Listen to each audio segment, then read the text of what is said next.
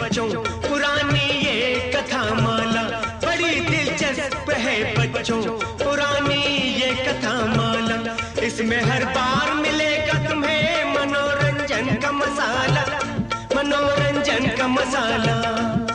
सिंहासन बत्तीसी, सिंहासन बत्तीसी, सिंहासन बत्तीसी।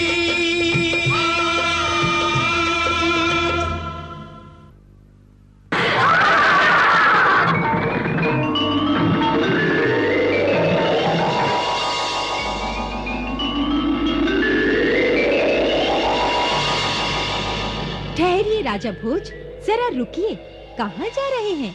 न्यायी में परम न्यायी, वीरों में परम वीर, महाराज विक्रमादित्य के सिंहासन पर बैठने? नहीं राजा भोज, तुम इस सिंहासन पर बैठने के योग्य नहीं हो। जरा सोचो, ऐसा कौन सा गुण है तुम में जो तुम्हें 32 पुतलियों वाले सिंहासन पर बैठने के योग्य बनाता है कोई ऐसा गुण? रुको, मैं तुम्हें महान सम्राट वीर विक्रमादित्य की कहानी सुनाती हूँ।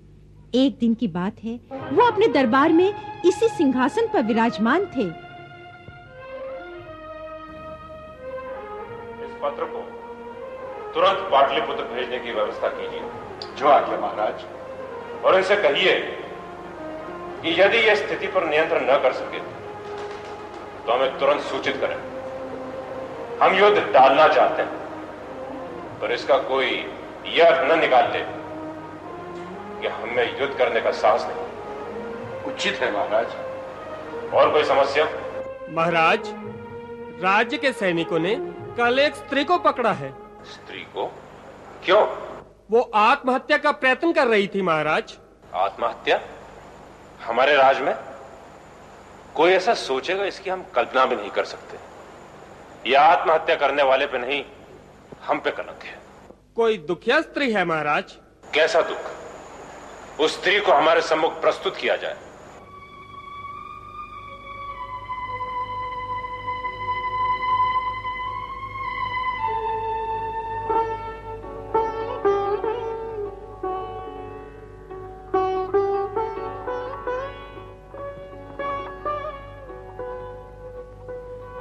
क्या बात है देवी? सुना है तुम आत्महत्या करने का प्रयास कर रही थी।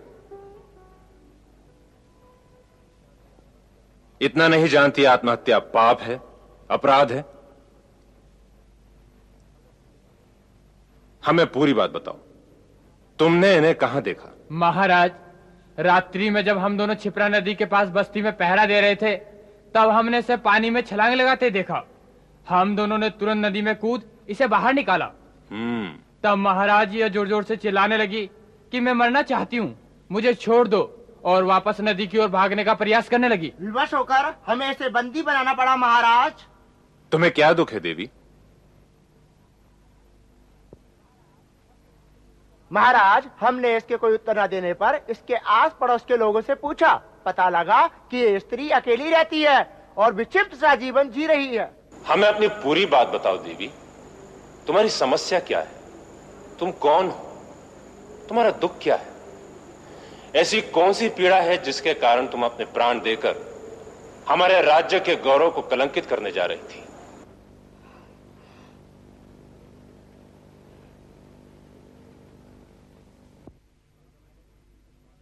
इस समय तुम पृथ्वी के स्वामी, परम न्यायी सम्राट विक्रमादित्य के सामने खड़ी हो। राजा तो पिता के समान होता है। निसंकोच कहो, तुम्हारी क्या समस्याएं हैं? अपराधी जो भी होगा, महाराज उसे अवश्य दंड देंगे। महाराज क्या अपने आप को दंड देंगे? उनकी राजाज्ञा ही तो मेरा दुर्भाग्य बन गई है। इतने दिनों से मैं सोच रही हूँ, किसे दोष दूं, किसे अपराधी कहूँ। अंत में मैंने यही सोचा, मेरा दुर्भाग्य ही मेरा अपराध है, तो क्यों नहीं मैं अपने आप को दंड दे दूं? क्यों नहीं? जब तक तुम विस्तार से नहीं कहोगी, हम इस गुत्थी को नहीं सुलझा सकेंगे देवी। मैं भैरव दत्त की पत्नी हूँ। भैरव दत्त? हमारा विश्वसनीय गुप्तचर है महाराज। आपका विश्वसनीय गुप्तचर?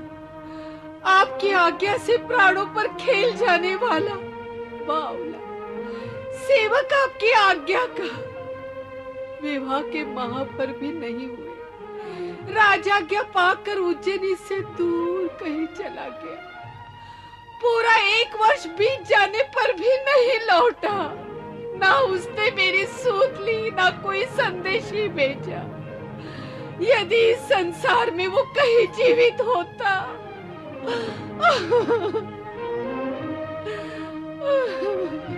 ऐसा अब शुकन मत बोलो देवी। वो विक्रमादित्य का सेवक है, उस पर उंगली भी उठाने वाले को कड़ा दंड मिलेगा। वो जहां भी है सुरक्षित है। कोई वर्ष भर पूर्व आपने प्रजा की स्थिति जानने तथा किसी अनहोनी घटना या षड्यंत्र की सूचना बटोरने सभी दिशाओं में अपने गुप्तचर भेजने की आज्ञा दी थी। भैरव दत्त को आपने दक्षिण की ओर समुद्र की सीमा तक भेजा था। शेष सारे आ गए, पर वो नहीं लौटा तो उसकी खोज करने का प्रयत्न किया गया या नहीं? सैनिकों को भैरव दत्त की खोज में भेजा था, पर वे निराश लौटे। उनका अनुमान था कि वे कोई दुर्घटना में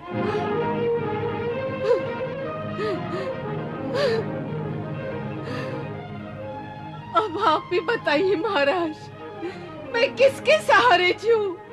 किस लिए जीऊं? क्यों जीऊं? क्यों जीऊं मैं? चिंता ना करो, हम तुम्हारे अकेलेपन की पीड़ा को समझते हैं और इसमें हमारा क्या दोष हुआ यह भी हमें स्वीकार है।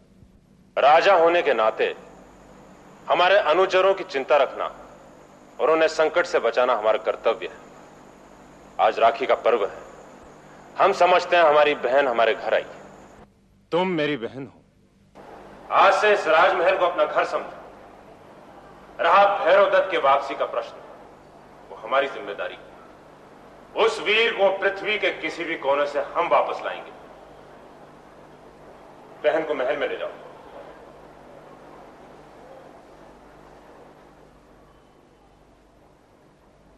महाराज, दक्षिण के समुद्र के पास द्वीपों में कुछ अनहोनी घटनाओं की सूचना कुछ यात्रियों ने दी है। यूं तो आपके प्रताप से दक्षिण का पूरा मार्ग निष्कंटक है, फिर भी भैरव दत्त किसी रहस्य जाल में फंस सकता है। भैरव दत्त की खोज में शीघ्र ही कुछ सैनिकों को भेजा जाए महाराज। वे नहीं, हम जाएंगे उसकी खोज में। क्या? एक साधारण से सेवक की खोज में महाराज का स्वयं जाना उचित नहीं। भैरव दत्त यदि जीवित होगा तो स्वयं ही लौट कर आएगा। भैरव दत्त की पत्नी को धन देकर विदा कर दीजिए महाराज, वे संतुष्ट हो जाएगी। स्त्री का धन है उसका पति, हम उसे भैरव दत्त के साथ विदा करेंगे। आप भूल रहे हैं कि उसकी पत्नी हमारी बहन भी है। हमारा कर्तव्य दोहरा है, भाई के नाते भी राजा के नाते भी। विश्वास रखिए, देवताओं का आशीष मुझे प्राप्त है और मनुष्य की सीमा में जो भी संभव है मैं करूंगा। मंत्री जी, हमारी यात्रा की व्यवस्था कीजिए। जो आज्ञा महाराज।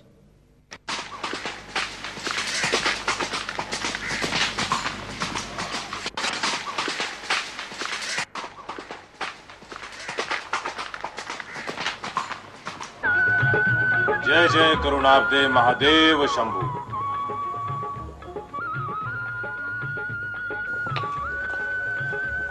पंडित जी, यहाँ यात्रियों को ठहरने के लिए कोई स्थान है?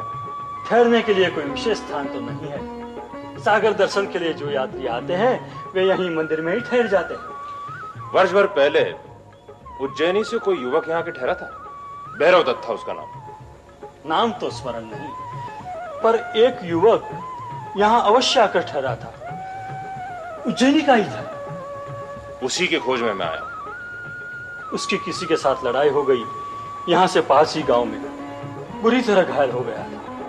अब सुना स्वस्थ हो रहा है। कितना दूर है ये गांव? सागर किनारे किनारे चले जाओ तो कोई 6 कोस।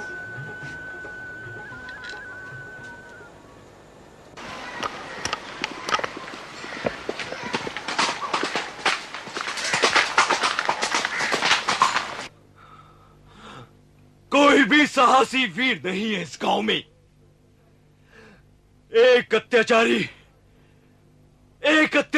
अत्याचार कर रहा है और तुम सब अपनी आंखों से देखकर कुछ भी नहीं कर सकते। धिक्कार है ऐसे जीवन पर। हम क्या कर सकते हैं भैरव दत्त? जब तुम जैसा वीर उससे लड़कर विजय न पा सका तो हम कमजोर लोग क्या कर सकेंगे?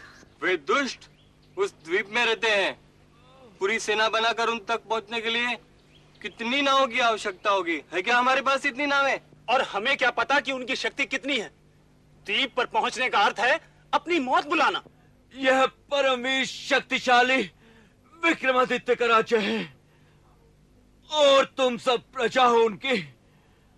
अपने सम्राट का एक गुण तो होता तुम में। ठीक है, मैं ही लड़ूंगा उनसे जाकर।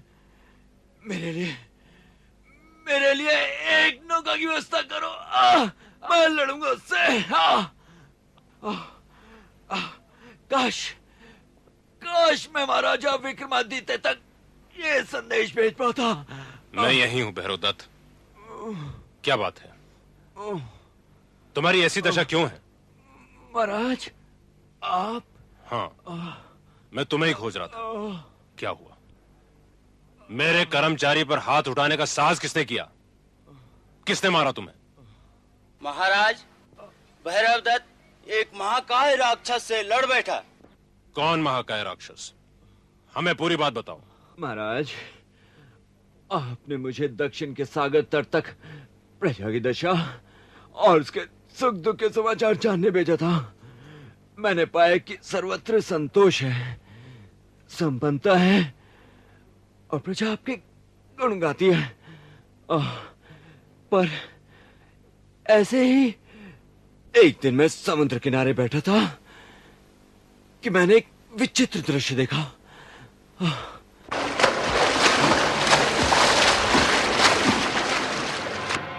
हमें बचाइए, हमें बचाइए, बचाइए, हमें बचाइए, बचाइए, हमें बचाइए। इस दुष्ट ने हमें अपने द्वीप पर कैद कर रखा है। हमें बचाइए, बचाइए, बचाइए, हमें बचाइए, बचाइए, बचाइए, बचाइए,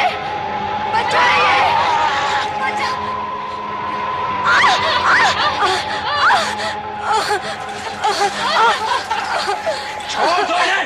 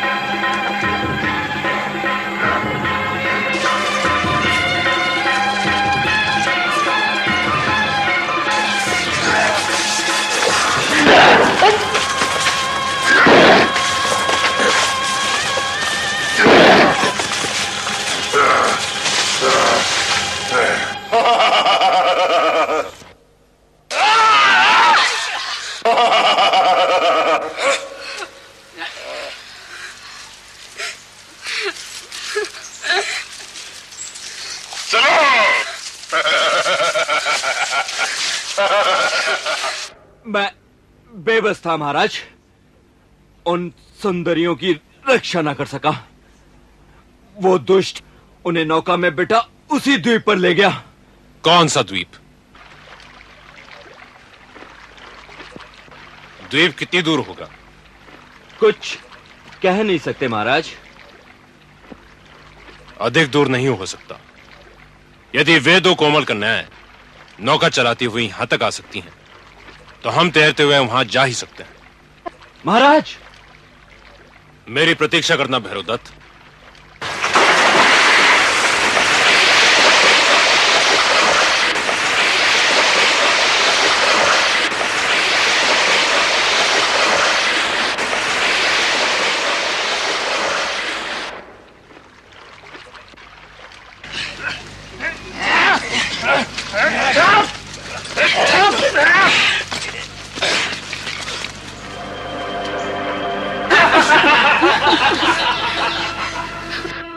मुझे नहीं लगता कि शेष जीवन हमारा यहाँ से छुटकारा हो पाएगा। कभी हम अपने घर लौट सकेंगे, अपने माता पिता से मिल भी पाएंगे। मुझे लगता है कि अब तक उन्होंने भी हमें मृत समझ लिया होगा। उन्हें क्या पता कि हम दोनों यहाँ इस द्वीप में बंदी हैं। पता होता तो शायद वे हमें छुड़ाने का प्रयत्न भी करते। क्या लेने आए हो तुम दोनों? कहाँ के हो? कच्छ से आए हैं, बहुत दूर से। सब हमारे पास दूर दूर से आते हैं, और हमसे जो लेके जाते हैं ना, वह भी बहुत दूर का होता है। क्या चाहिए तुम्हें? नगर सेठ को दास दासियां चाहिए। मूल्य अधिक लगे कोई बात नहीं, पर वे अच्छे और गुणवान होने चाहिए। अरे बलादित, तो ऐसे दास दासी देगा कि तुम्हारे नगर सेठ भी कहेंगे क्या बात।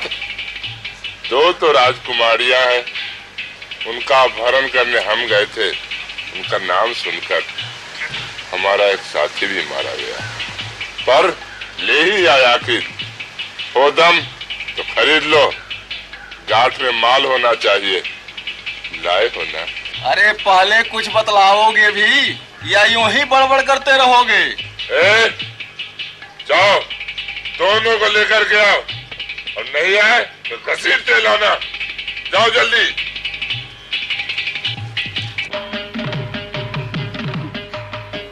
कौन हो तुम और यहाँ कैसे आए? चले जाओ यहाँ से, वरना ये लोग तुम्हें मार डालेंगे या दास बनाकर किसी के हाथ बेच देंगे। तुम साहसी पुरुष हो, पर तुम यहाँ अकेले हो। आप मेरी चिंता न करें, मेरा नाम विक्रमादित्य है। दूसरों को पीड़ित अवस्था में छोड़कर चले जाना मेरे धर्म में नहीं। आप अपने विषय में बताइए। हम दोनों बहनें राजा चक्रपाल की पुत्रियां हैं। महल के उद्यान में थी, तभी एक दुष्ट राक्षस हमें अपहरण करके यहाँ ले आया और अब हमें दासी के रूप में बेचना चाहता है। अब निश्चिंत रहें, आपका कोई कुछ नहीं बिगाड़ सकता। लगता है कोई आ रहा है। कोई बात नहीं।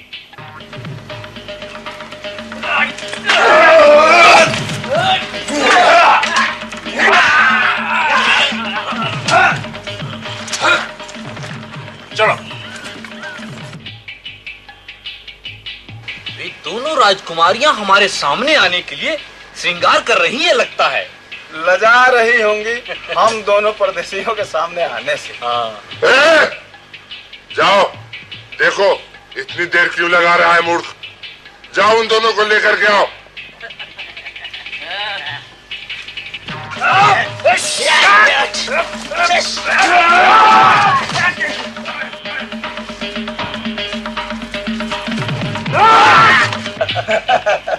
इसमें संदेह नहीं कि दोनों राजकुमारियां परम सुंदर होंगी। अरे जो जाता है वही कहो के रह जाता है। कहिए बलादित्य जी, यदि वे न आ रही हूँ तो हम ही चले उन सुंदरियों के दर्शन को। कौन हो तुम? इस प्रश्न का उत्तर देने के पहले या बाद मुझे तो तेरी दुर्दशा करनी ही है।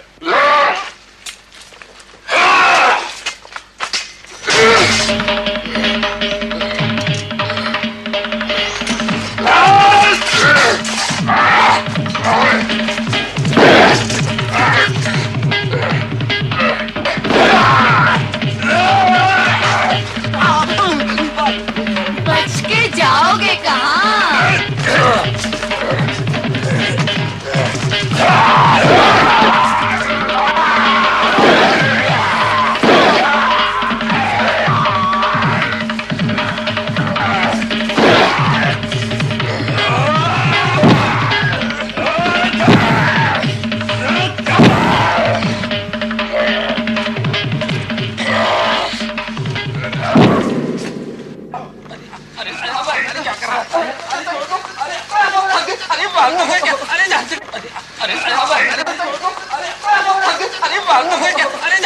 चलो।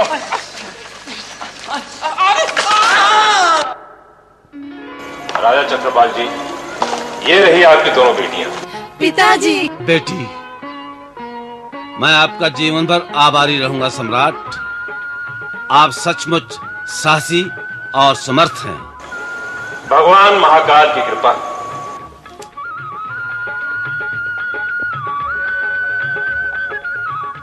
कहते हैं वीरता की अनेक गाथाओं के मूल में किसी स्त्री की आंख के आंसू होते हैं। इसने तुम्हारे ना रहने पर बहुत कष्ट सहा है। मेरी बहन को सुख से रखना, और हां, तुम्हारी वीरता और साहस के लिए यह पुरस्कार।